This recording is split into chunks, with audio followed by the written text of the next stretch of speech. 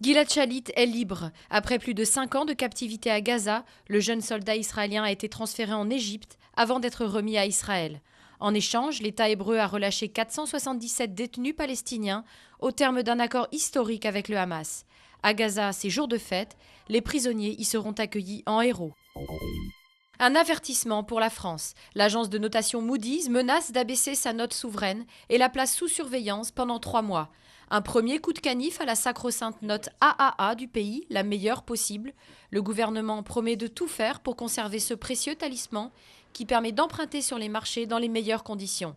La bourse de Paris et le secteur bancaire accusent le coup.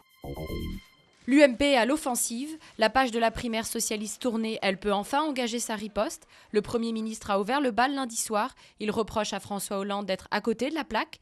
Mardi après-midi, l'UMP consacre une convention spéciale au projet de son adversaire.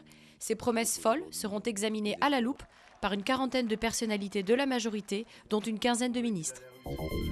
Le chef du contre-espionnage Bernard Squarcini mis en examen dans une affaire d'espionnage de journalistes. Le PS et les Verts demandent son départ, mais le patron de la DCRI ne démissionnera pas.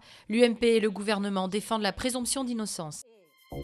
Une Belge propulsée sur la nouvelle scène française. Le prix Constantin, qui récompense chaque année un jeune talent produit en France, a couronné Célassou. Sa soul profonde, sa voix éraillée ont séduit le jury.